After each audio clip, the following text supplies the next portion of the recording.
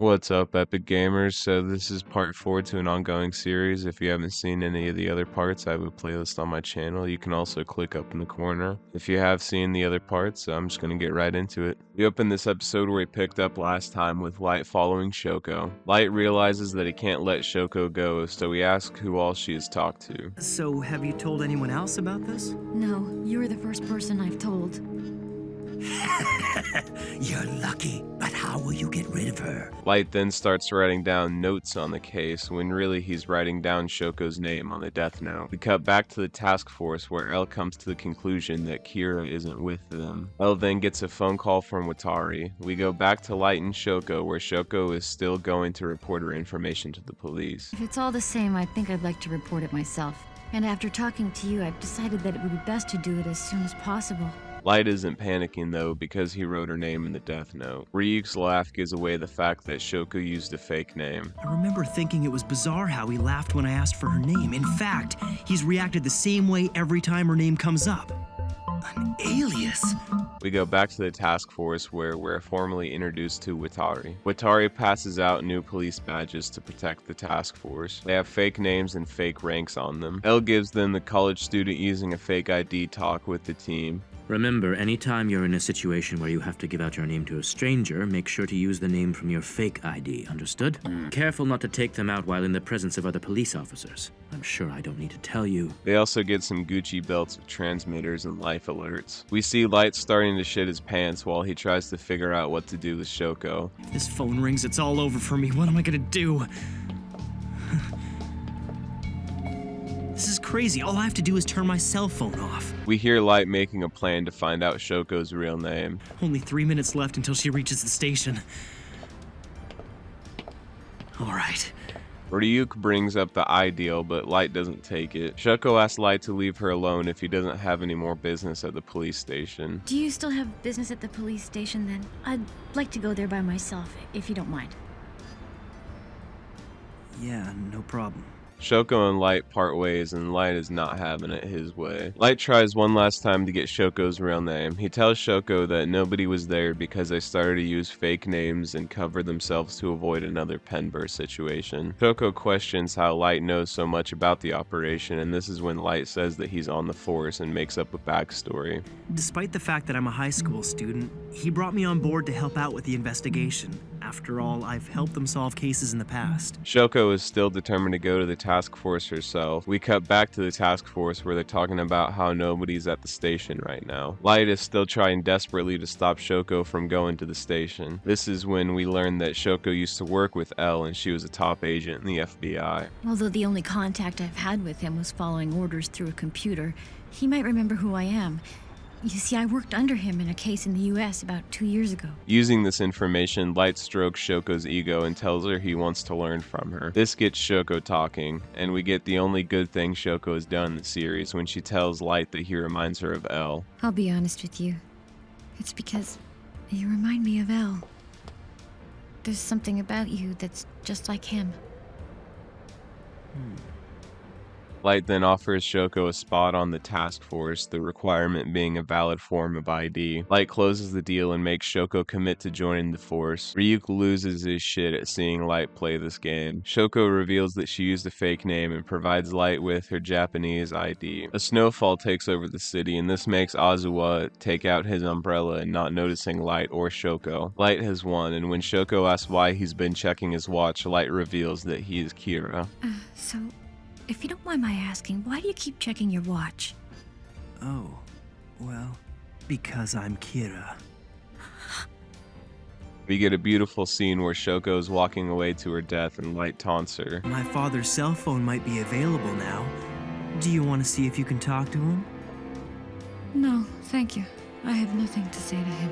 As Shoko walks to her death, we see a golden set of stairs leading up to a noose, which is a great callback to when Light said that when he writes down suicide, they always hang themselves. We open with the task force looking over the footage from the train station. Watari passes snacks out to the class. Elle picks up on the fact that Ray entered with an envelope but didn't have one with him when he died. Elle thinks Kira might have been on the train, but this is purely speculation. Wouldn't it be interesting if Kira was on that train? That's impossible. I admit I find it hard to believe as well. We cut back to Light, who is stocking up on Death Note kills so he has a cushion in case something happens. L hears about how Shoko went missing and he thinks that she was following up on a lead with Kira. Because of this, L decides to reactivate surveillance on the Yagami family. Everyone, at this point I'd like to focus our investigation on only those people who Ray Pember was tailing. Deputy Director Kitamura, along with Detective Superintendent Yagami and their families. We see Light covering his tracks and making hidden compartments. Chief Yagami gives L the green light on installing toilet cameras. I don't want any blind spots in the house, and that includes the bathroom. Thank you very much. That was my intention. Light returns home and nobody is there. When Light gets to his room, he knows that somebody's been in the house. We see L and Chief Yagami watching Light through the surveillance cameras. After leaving the house and making sure his clothes aren't bugged, Light tells Ryuk about the house being bugged. Light uses Ryuk's apple addiction to scout out all of the cameras. We've also reached the point of the story where Ryuk is turning into more of a companion and not just a god of death. If you're lucky, you might find a blind spot where you can eat them without being seen. All right, let's go. Yeah, a camera search. I really can't count on you, can I? You got that right. How's it going? I don't think anyone else is in the house right now. Do you want to play some video games? Come on, it's been a while. I don't need to see that. I know. Light is in his room looking at some spicy magazines, Light's father being disappointed in his son's tastes. The family is eating dinner and Sayu's watching soap operas. This is when L broadcasts a fake message saying that 1,500 new investigators are coming into Japan. Light, finding this as an insult, mocks the idea right in front of L. The ICPO sure is stupid. Huh? Ryuk tells Light about all the camera locations, and we get one of the most iconic scenes of the show, where Light is writing names in the Death Note while watching a mini TV hidden in a bag of chips. I'll take a potato chip and eat it.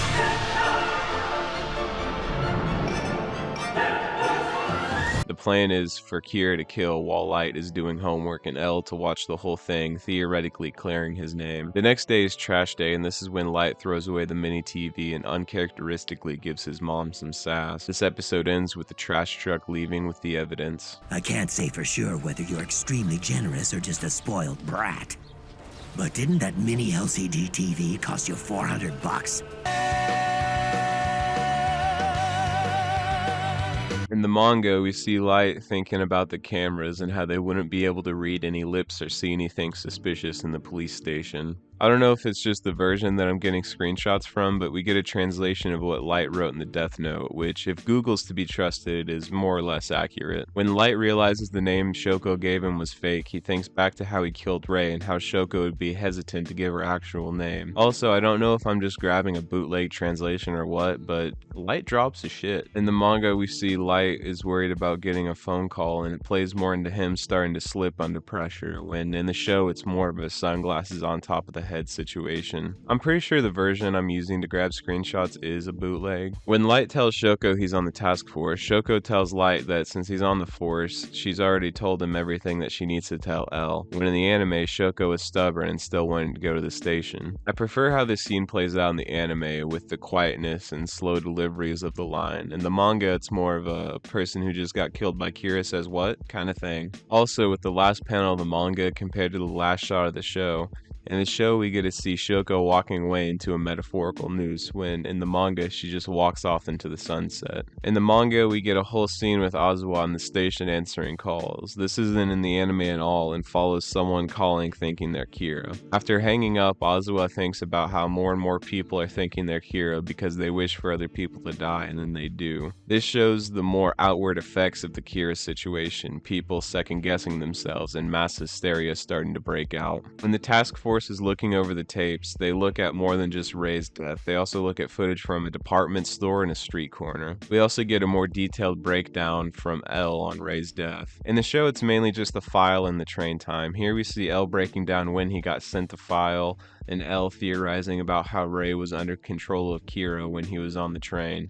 which I'm pretty sure is wrong. Light was controlling Ray, but he was using his words to influence his action, not the Death Note. When Light is covering his tracks, we hear about Shoko, but we also hear about him talk about the date he took with him when the bus jacking happened, telling her to keep it a secret because he wanted it to be a special memory. When Elle gets the call about Shoko, it's her father calling in. I'm not sure if we really find out who it is in the anime, but we also hear about how he tried calling her phone and how she didn't check back into her hotel room. In both the anime and the manga, Light walks home with some friends, but in the anime we only hear them and it's a quick see you later. In the manga we see Light walking with them, and Light is telling them about how Kira is a force of good. When Elle is watching Light through the cameras, Elle comments on the paper in the door and says that besides that it's a normal room. Even though Light is more of an ass in the manga, when he's making a deal with Ryuk to find the cameras, Light's more generous than in the anime. In the anime it's find the cameras or you're up shit creek, but in the manga Light offers to make blind spots if he can. While Ryuk in the anime is a great companion, Ryuk in the manga is just a straight up vibe. We also get an oddly charming panel of Light and Ryuk talking about potato chips.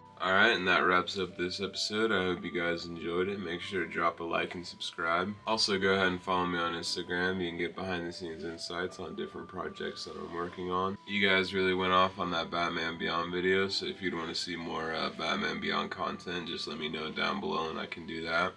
I think the next video I'm going to do is going to be covering the Hellboy animated movie Blood and Iron. Anyway, that's it for this video. Until next time, later.